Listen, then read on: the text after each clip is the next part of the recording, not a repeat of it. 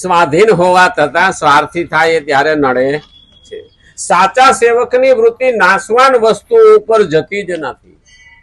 સાચો સેવક હોય એની વૃત્તિ, સાચા સેવકની વૃત્તિ નાશવાન વસ્તુઓ ઉપર જતી નથી. હકીકતમાં જોવા જઈએ ને તો સાચો ભક્ત ભગવાનનો છે ને એની જે વસ્તુ નાશ પામવાની છે ને એના ઉપર જાતી જ નથી. એમાં એનું મન રહેતું નથી. એ તો આવ્યું છે વાપરીને હવે મૂકી દેવાનું છે, કઈ વાંધો નહીં. જ્યારે હતા ત્યાં સુધી ખરેખર બચપણ જેવું જીવન નથી હો. બચપણમાં જે પાસે આપણી પાસે આવ્યા ને એને આપણે વળગા જ નથી. નાનું છોકરું હોય ને આપણે બજાર વસાર લઈને નીકળીએ ને એને જે વસ્તુ ગમે ને મારે આ લેવું, હમણાં લઈ દઉં હો, હમણાં લઈ દઉં હો. આગળ લઈ જાય ઓયલું ભૂલી જાય, આગળ લઈ જાય આ ભૂલી જાય. બાળક રમતું હોય આપણે અને એના હાથમાંથી વસ્તુ લઈને એને બીજી વસ્તુ આપી દઈએ ને તો ઓયલું ભૂલી જાય ને આમાં રમ્યા કરે. પણ બુઢાપામાં જ છૂટતું નથી. વાંધો ત્યાં છે આપણે જુવાનીમાં જે રમકડા રમ્યા ને એ બુઢાપામાં મેલતા નથી. બોલો, નહીતર બચપણમાં જે રમકડા રમ્યા હતા એ આપણી લખોટીઓ, કોડીઓ, ભમૈડાન એ અટાણે આપણે થોડા યાદ કરીએ છીએ નહીં. એ જુવાન થયા એટલે મૂકી દીધું. મૂકી દીધા પછી કોઈ દી યાદ કર્યું કે મારો ભમૈડો ક્યાં પડ્યો, મારી લખોટીઓ ક્યાં પડી નહીં. તો જુવાનીમાં જે રમકડા વસાવ્યા એને બુઢાપામાં મેલ દેવા. આને કહેવાય ત્યાગ.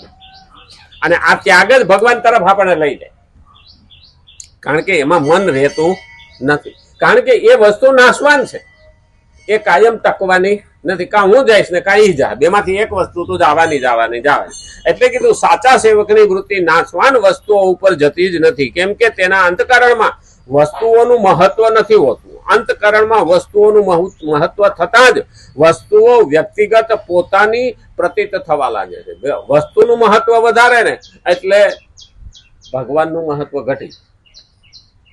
વસ્તુ કાયમ રહેવાની નથી. અને જે વસ્તુ 30 વર્ષના હતા ને વાપરતા હતા એ 60 વર્ષે વાપરવા જેવી સારી લાગે નહીં. ધીમે ધીમે ધીમે પ્રગતિ કરી આપણે ચોટીએ. અરે કે હું હા આ મૂકું નહીં, હું આને મૂકું નહીં, આ મને બહુ વાલું. એટલે ભાઈ થોડા પૈસા થાય ને એટલે સાયકલ બહુ વાલી હતી ને તો મોટરસાયકલ લાયા. તેથી સાયકલ ભૂલી ગયા. હા પછી મોટરસાયકલ લાવે ને આપણી ગાડી બીજા કોઈને હું આપું નહીં, મને બહુ વાલી. મૂકતો હોય પણ થોડા પૈસા થયા ને એટલે 4 વ્હીલ લાવે એટલે મોટરસાયકલ ભૂલી ગયા. આ ભૂલી શકો છો તો પેલું કેમ ના ભૂલી શકો? એટલે વ્યક્તિ, વસ્તુ અને પદાર્થ આને ભૂલતા આવડવું જોઈએ. અને એ ભૂલીએ તો ભગવાનમાં મન લાગે. પણ અહમ હોય ને આ તો વળી જવાતું. એ બધા સાધન છે, આપણે ઉપયોગ કરવાનો. હું એની વિરોધી નથી. ઉપયોગ કરવાનો, ઉપયોગ કરીને મૂકી દેવો. જ્યાં સુધી વાપરું ત્યાં સુધી સારું.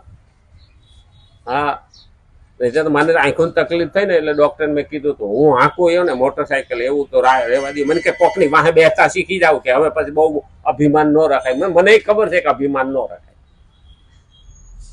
હવે હાલે નહીં, હાલતું નથી તો એ રવાડે સડાય નહીં. લાંબા વાહે ટૂંકો જાય, મરે નહીં તો માંદો થાય. હા આપણે નો ભટકાઈએ, હામા વાળાને પાડીએ. આપણે નો મરીએ, હામા વાળાને મારીએ. એના કરતા ન કરવું સારું. એટલે ઘણી વખત ધ્યાન રાખવું. એટલે કીધું છે પોતાની પ્રતીત થાય. સાધકે પહેલેથી જ એવું માની લેવું જોઈએ કે વસ્તુઓ મારી નથી અને મારે માટે પણ નથી. આનું નામ સાધક. સાધના કરવી હોય તો પેલા સાધકે શીખી જવું. આપણે એટલે સાધક. સાધક, સાધના અને સાધ્ય, આ 3 વસ્તુ થાય. સાધક એટલે આપણે જે વ્યક્તિ છે એ જેની સાધના કરીએ એટલે એ પ્રભુ, અને જે મળ્યા એ સાધ્ય. હવે સાધન આપણી પાસે હોય તો એનો ઉપયોગ કરી લેવાય પછી ભૂલી જવાય. એ આપણા માટે સાધ્ય નથી. એ તો સાધના કરવાનું હથિયાર છે. તો અને એ મારી નથી અને મારે માટે પણ નથી. વસ્તુઓને પોતાની અને પોતાના માટેની માનવાથી ભોગ જ થાય, સેવા નો થાય. એ ભોગ ભોગવો કહેવાય, સેવા કહેવાય નહીં. સેવામાં અને ભોગમાં ફરક છે. ભોગ મારા માટે વાપરું, સેવા બીજા માટે કરવાની. એક જ વસ્તુ બીજાને ખવડાવીને ખાઓ અને બીજાનું ખાઈને રાજી થાવ, આમાં ફરક છે. હા અમે તો એક વખત એક ભાઈ કીધું હતું મને કે ગામડામાં ના શહેરમાં શું ફેર? મેં કીધું ઘણો ફેર. જૂના કાળની વાત કરું, અટાણની નહીં. હા, જૂના કાળની. ગામડામાં શહેરમાં શું ફેર? હું કહું જમીન આસમાનનો ફરક. મને કે કેમ? હું કહું શહેરવાળા બીજાના ખિસ્સાનું ખાય, બીજાના ખિસ્સામાંથી પોતે ખાય. મને કે ગામડાવાળા હું કહું પોતાના ખિસ્સાનું બીજાને ખવડાવે.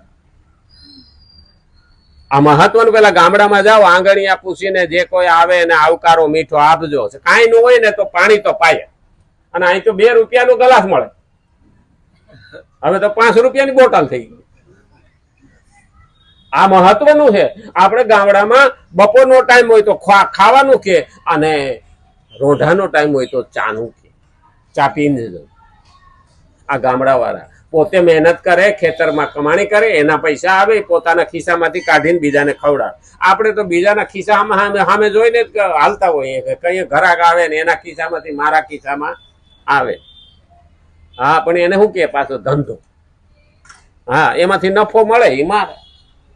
એટલે બીજાના ખિસ્સામાંથી આપણે જીવીએ છીએ, અને એ છે એના ખિસ્સામાંથી બીજાને જીવાડે છે. અને એટલે તો ખેડૂતોને જગતનો તાત કહી. હવે તો કે ગામડા સુધરી ગયા છો. હા, ગામડામાં જાઓ ને તો એમ કે મુવા કે રસ્તામાં હોટલું નહોતી આવતી, અહીં ગુડાણા કે. હા, હું ખવડાવવું કે પાછા અંદર રહોડામાં એવું કે હું ખવડાવવું. હા, તો વળી ઘણી ઘણી હા હું કે આખા મોભિયાન શાક કરી કે બીજું હું. હા, ત્યાં ઓલી ભણેલી વહુ હોય ને પૂછવા બા મોભિયા કેને કહેવાય? આપણે મોભિયા ખબર હોય, આપણને ખબર છે. પેલા પડાર વાળું મકાન આવતું માથે ઉપર ઢાંકતા ને એને મોભિયા કહે. આમ નાયરું થી પેલું કરતા. પણ વહુ ને અટાણે ને ભણેલી ને જોયા જ નથી, બધા ગોખલા જ જોયા. ઉપર ધાબુ, સાઈડમાં દિવાલ, આગળ પાછળ દિવાલ. ગોખલો કહેવાય કે ન કહેવાય? આપણે માતાના ગોખલામાં બેહાડીએ ને, પણ આપણે જ ગોખલામાં રહીએ. આ બધું અંગ્રેજોનું બાંધકામ છે. આપણું તો પડાર વાળું બાંધકામ હતું, એટલે આપણે મગજ ટાઢા રહેતા. અટાણે તો જેને વતાય ને ઠાકરિયા વીસી જેવા તરત ડંખ મારે. હા, મેં તો એક ભાઈને કીધું તું કાં બેઠા ને, મને કેતા નડતો હું તો ઊભો થઈ જાઉં. અલા એમ નથી પૂછતો, પણ આને વતાવ્યા ન થાય. બોલો, આવા ગરમ જ રહેતા હોય કાયમ. પણ જેટલો માણસ શાંતથી આનંદિત રહેતો હતો ને, એટલો અટાણે રહેતો નથી. અટાણે કોઈ પાસે ટાઈમ નથી, અને અમથા એમ કે છે કે અમારી પાસે સાધન આવે તો ટાઈમ વધે. અરે હવે તો પ્લેન આવ્યા તોય તો માણસને ટાઈમ નથી, અને ટેન્શન બહુ છે. આજના યુગમાં 2 શબ્દ આવે, મને જ લાગે આ ભિખારી આવે ને એ આપણને જ્ઞાન તો આપે જ છે. ભિખારી આવે એ ગયા જન્મના પૈસા વાળો છે, એક જ બોલતો હતો ટાઈમ નથી અને ટેન્શન બહુ છે. ભગવાન કે કઈ વાંધો નહીં બેટા, પાછો આવ. હા, તને ટાઈમ પણ આપું અને ટેન્શન પણ લઈ લો. પછી ભગવાન પાસે જાય ને એટલે ચિત્રગુપ્ત કે આની પાસે ટાઈમ નહોતો અને ટેન્શન બહુ હતું. એટલે શું કે સારું કઈ વાંધો નહીં, જા ભિખારી બનાવ. હવે આખો 24 કલાક ટાઈમ છે કે નહીં પાસે, અને કોઈ ટેન્શન. હા, ગમે ને આ કાંકરિયાની પાયરે હુઈ રહીએ, મંદિરને ઓટલે હુઈ રહીએ, મસ્જિદમાં હુઈ રહીએ. હા, માગે ખાવું ને મસ્જિદે હું, એને ટાઈમ જ છે. અને ટેન્શન બહુ. એ આપણને શીખામણ આપે છે કે આ ગયા જન્મનો પૈસા વાળો હતો, એને ભગવાનની ભક્તિ કરવામાં કાઢ્યું નહીં, અંતે ભિખારી થયું. તો આપણે પણ એ આપણને જ્ઞાન આપે છે, તો પોતાની અને પોતાના માટેની ન માનીને સેવ્યની જ માનતા રહીને સેવામાં લગાડી દેવાથી રાગ દ્વેષ સુગમતા પૂર્વક દૂર થઈ જાય છે. આ મારું નથી, મારા માટે નથી, મારા પ્રભુએ મને આપ્યું છે, એ મારે બીજાના હિત માટે વાપરવું જોઈએ. સમય, શક્તિ ને સંપત્તિ કંઈ પણ આપણે પાસે જો ભગવાને આપ્યું છે તો આપવું. બધું ન આપી દેવાય, ઘર બારીને તીરથ ન થાય, પણ ભગવાનનો 10% ભાગ કાઢીએ તો બહુ થઈ ગયું. 90% તો આપણે રાખીએ. હવે તો ભગવાનનો ભાગે ખાવા વાળા છે. ભગવાને તો આમાં કીધું છે હા કે ભગવાનનો ભાગ ખાઈને એ ચોર છે. તો રામ મંદિરમાં ચોર તો પકડાણા. હા, હરામખોરો પકડાણા. કારણ કે પેલા મુસલમાનો આવીને મંદિર તોડીને ચોરી કરી ગયા હતા. આપણા નવા મુસલમાનો ઉભા થયા, અને શું કહેવાય કાલનેમી. હનુમાન જયારે ગયા ને, રામાયણની અંદર આવે છે, જયારે પર્વત ઔષધિ લેવા ગયા ત્યારે કાલનેમી રાક્ષસ ઋષિનું રૂપ લઈને બેઠો હતો. હનુમાનજી પેલા તો ઓળખી ન હોય ગયા, પણ જયારે મગર થઈને પગ પકડ્યો ને તઈ ખબર પડી મારો બેટો આ તો રાક્ષસ છે. આ ઋષિ નથી. અને જબડું પકડીને ફાડી નાખ્યું હતું. એને ઝપટે સીડ્યા આરા વેટરે, આ યોગીને ઝપટે સીડ્યા ઈ બાકી રે. હા, ઓલો હનુમાને પૂરો કર્યો તો, આને યોગી પૂરા કરશે. આવી મોહરમ ગઈ. આપણે જામનગરમાં ધમાલ થઈ, પણ યુપીમાં એટલા મુસલમાનો બધા કરતા વધારે રાજ્ય હોય ને તો મુસલમાન યુપીમાં છે. પણ યોગીનો કોયડો લાગ્યો, એક જ કીધું ધમાલ કરશો તો 7 પેઢી સુધી ભરશું. કેવું છે, દેખાડી દીધું. હંમેશા ભય બિના પ્રીત નહીં. તો આ પકડાણા ને એની 3 પેઢી તો સાફ થઈ જાય ને 7 પેઢી સુધી રામ નહીં છોડે. રામનો પાપ કરેલો, રામના ભાગનું પાપ કરેલો એને કોઈ ઉગારનાર નથી. અંતે રામના પગમાં જવું પડે. જયંત